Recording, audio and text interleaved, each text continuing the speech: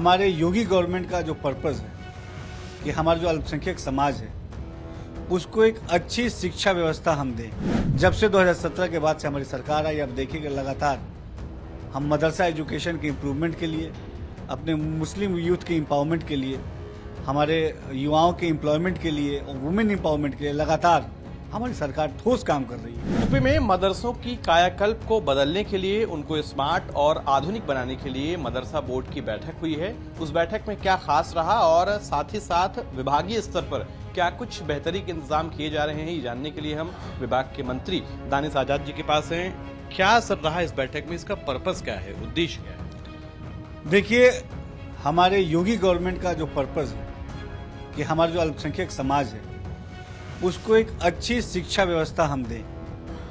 हमारे प्रधानमंत्री माननीय मोदी जी ने जो नारा दिया था कि मुस्लिम युवाओं के एक हाथ में कुरान शरीफ और एक हाथ में लैपटॉप यानी टेक्नोलॉजी हो, वो तरक्की की तरफ आगे बढ़े, उसी सोच को आगे बढ़ाते हुए हमारे उत्तर प्रदेश के मुख्यमंत्री योगी आदित्यनाथ जी ने जब से 2017 के बाद से हमारी सरकार आई, अब देखिए कि लगातार हम मदरसा एजुकेशन के इम्प्रूवमेंट के लिए, अपने मुस्लिम यूथ के एम्पावरमेंट के लिए, हमारे युवाओं के एम्प्लॉयमेंट के लिए और वुमेन एम्पावरमेंट के लिए लगातार हमारी सरकार ठोस काम कर रही है। उसी दिशा में चाहे मदरसों को आधुनिकीकरण करके दीनी तालीम के साथ साथ आधुनिक शिक्षा को भी हमने मदरसे का एक अहम हिस्सा बनाया।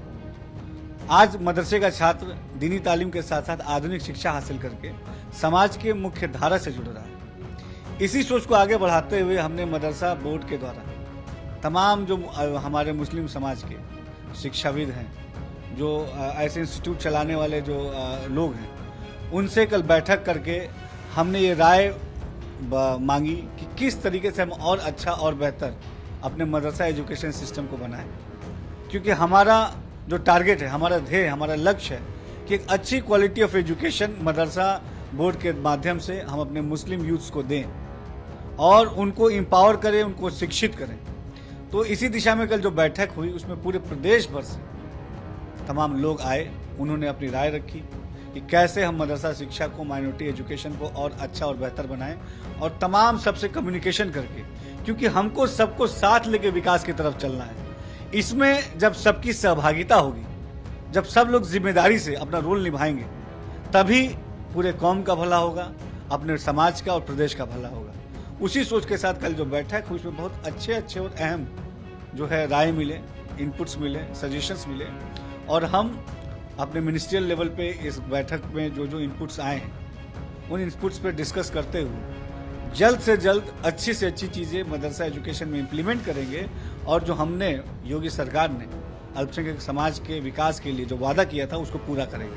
मतलब ये माना जाए कि अगले कुछ महीनों में इसके परिणाम जो है वो देखने को मिलने लगे। निश्चित तौर पर आप देखिए, लगातार चाहे मदरसों का आधुनिकीकरण हो, चाहे मदरसों में NCC NSS लागू करना हो, चाहे मदरसों में आप देखिए मदरसा ई-लर्निंग ऐप जो हमने अभी 4 जुलाई को लॉन्च किया, 100 दिन पूरे होने पे, तमाम जगह से हमारा तमाम इन इनिशिएटिव से हमारी एकमात्र मंशा है कि हम अपने मुस्लिम यूथ्स के लिए एक अच्छी शिक्षा व्यवस्था, एक अच्छा माहौल डेवलप करें ताकि वो शिक्षा लेके देश ही नहीं पूरी दुनिया में भारत का नाम रोशन करें।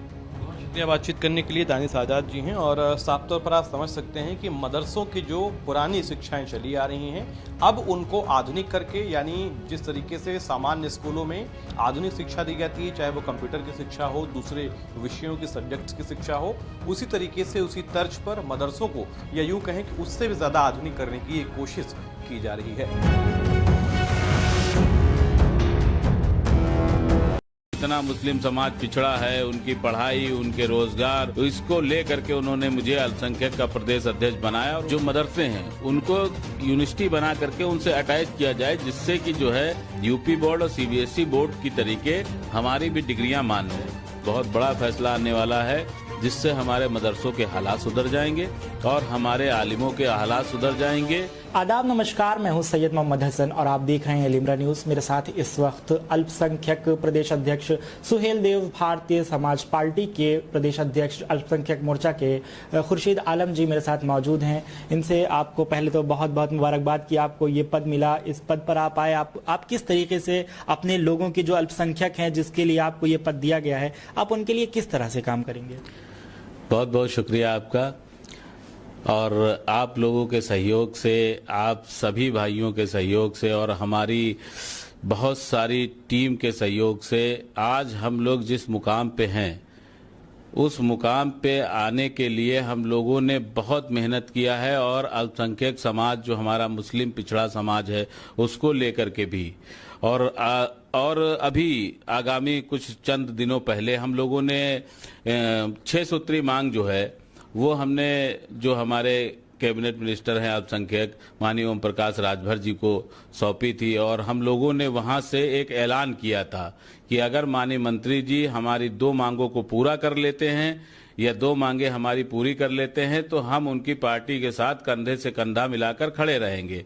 तो हम लोग उन्होंने अपना काम किया, उन्होंने हमारी 3 मांगे अब तक पूरी कर दी हैं। और तो जब उन्होंने अपनी मांगे पूरी कर दी हैं तो हमारा भी कर्तव्य बनता है कि हम लोग उनकी पार्टी के साथ कंधे से कंधा मिलाकर खड़े हों।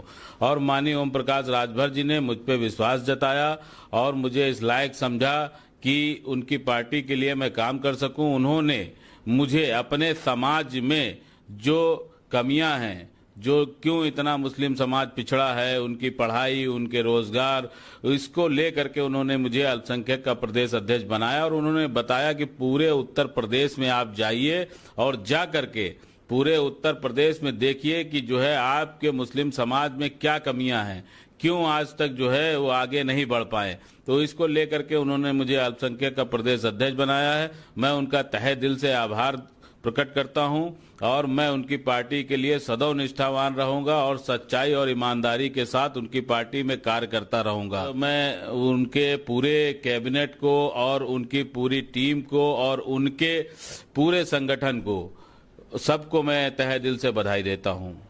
आप रविंद्रालय में जो भी सब रविंद्रालय सभागार में जो भी एक प्रोग्राम हुआ था अल्पसंख्यक महापंचायत का, जिसके आप आयोजक थे, आपने वो प्रोग्राम कराया था जिसमें ओम प्रकाश राजभर जी भी आए हुए थे। क्या थी आपकी वो 6 सूत्रीय मांगे जिसकी वजह से वो पूरा प्रोग्राम हुआ और क्या आपकी मांग थी उनको लेकर के जो आपने उनको दी? देखिए, सबसे पहली मांग हमारी ये थी कि उत्तर प्रदेश के अंदर 2 यूनिवर्सिटियां कम से कम और बनाई जाएं, एक पूरब में और एक पश्चिम में। तो 2 यूनिवर्सिटियां जो बनाई जाएंगी, एक यूनिवर्सिटी ऑलरेडी जो है लखनऊ में है, तो हमारा पूरा उत्तर प्रदेश कवर हो जाएगा। तो इसके लिए ये एक हमारी पहली प्राथमिकता और पहली मांग थी, जिसपे माननीय मंत्री जी ने अपने विभाग को लगा दिया है। जमीन ढूंढने का काम चल रहा है और बहुत जल्द इसको तामीर किया जाएगा। तो ये पहली हमारी जो प्राथमिकता थी वो ये थी। तो उन्होंने ये काम फौरी तौर पे करने का काम शुरू कर दिया था। दूसरी मांग हमारी ये थी कि जो हमारी डिग्रियां होती हैं, जो हमारे वहाँ मदरसों में जो बच्चे पढ़ते हैं या वो कभी जाते हैं पासपोर्ट बनवाने, अपना विदेश जाना होता है, तो उनकी मार्कशीटें मान्य नहीं होती हैं। तो इसको लेकर के हम लोगों ने उनसे एक मांग, दूसरी मांग जो किया था वो ये किया था कि हमारी जो मदरसे हैं उनको यूनिवर्सिटी बना करके उनसे अटैच किया जाए, जिससे कि जो है यूपी बोर्ड और सीबीएसई बोर्ड की तरीके हमारी भी डिग्रियां मान्य हों। तो उस पे भी उन्होंने काम शुरू कर दिया है। तो इंशाल्लाह मैं ये बताना चाहता हूं कि जो है इस तरीके से हमारी कई और मांगे भी थी, जैसे जो साइंस टीचर का मुद्दा था, जिनकी सैलरी नहीं आ रही थी या बंद हो गई थी। साइंस टीचर की जैसे 60% केंद्र सरकार देती थी और 40% यूपी गवर्नमेंट देती थी। तो इसके लिए भी उन्होंने प्रस्ताव कर दिया है केंद्र सरकार को, और यूपी गवर्नमेंट में वो खुद मंत्री हैं। तो इसको लेकर के भी बहुत जल्द जो है बहुत बड़ा फैसला आने वाला है, जिससे हमारे मदरसों के हालात सुधर जाएंगे और हमारे आलिमों के हालात सुधर जाएंगे। और अल्लाह बेहतर करे कि इस तरीके से जो है हमारे काम होते रहें, क्योंकि जो पूर्व की सरकारें थी, चाहे वो 2007 में बसपा की सरकार रही हो या 2012 में सपा की सरकार रही हो, लेकिन इनके जो मंत्री थे, इनके जो कैबिनेट के मंत्री थे, वो इस तरीके से काम नहीं करते थे। हम लोग मिलते थे उनसे, भाई 2007 में मंत्री थे, मैं उनका नाम नहीं लेना चाहता हूं, उनसे भी हम लोग मिले, बहुत उनके साथ कई बार राब्ता हुआ, हमने उनको चीजें बताई कि इसको सही कर दीजिए, इसको कर दीजिए, उसको कर दीजिए। वो एक कान से सुनते थे, दूसरे कान से निकाल देते थे, क्योंकि उनका जहन कहीं और लगा हुआ था। वो सिर्फ जो है अपना बैंक बैलेंस बढ़ाने में लगे थे। तो उनको कौम की कोई फिक्र नहीं थी। फिर उसके बाद 2012 की सरकार में वो भी उसी टाइप के मिनिस्टर थे, उनके वहां तो जो जाता था उनको तो वो सीधे एक ही बात कहते थे, यार तुम लोग आलिम हो, तुम्हें क्या जरूरत है पैसे की, स्ट्रक्चर की। ये हमारे सामने बीती हुई बातें। उन्होंने कहा कि यार हम लोग तो चटाई पे बैठ के, आप लोग पढ़ने वाले, आप लोग आलिम, आप लोगों को क्या जरूरत है, आप लोग क्यों फंड मांगने चले आते हैं। कई बार उस शख्स ने बेइज्जत किया।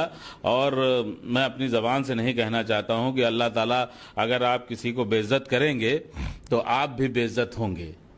मैं अपनी जबान से शब्द नहीं कहना चाहता था उनके लिए, क्योंकि उन्होंने जिस हिसाब से जो है हमारे आलिमों को बेइज्जत किया था, तो वो कहीं ना कहीं अल्लाह का रहमो करम है कि जो है इस तरीके से वो भी बेइज्जती झेल रहे हैं। क्योंकि घर में सांसद होना, विधायक होना, इतना बड़ा एम्पायर होना, उसके बाद आप एक आसमान पे बैठ गए, आपने अपने आप को रहनुमा समझ लिया, मुसलमानों का खुदा समझ लिया, जिधर हम चाहेंगे वही होगा। लेकिन आज अल्लाह ने दिखा दिया कि आपका कोई वजूद नहीं है, वजूद उस अल्लाह का है, उस रब्बुल आलमीन का है। आपको तिनके के बराबर भी उन्होंने नहीं छोड़ा।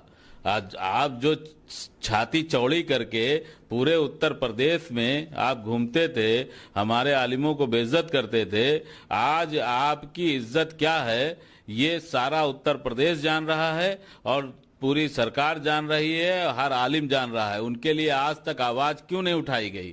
तो उसके पीछे रीजन यही है कि अगर आपने किसी के साथ अच्छा किया होगा तभी तो लोग आपको देखने आएंगे। अगर कोई आदमी बीमार पड़ जाए, मैं बीमार पड़ जाऊं, तो मुझे देखने के लिए अगर लोग नहीं आ रहे हैं तो मैंने लोगों के साथ गलत किया है। भाई हमारा रिश्तेदार, हमारा भाई, हमारे मोहल्ले वाले अगर मेरा हालचाल लेने नहीं आ रहे हैं तो इसका मतलब ये है कि मैंने उनके साथ कुछ गलत किया है, इसीलिए नहीं आ रहे हैं।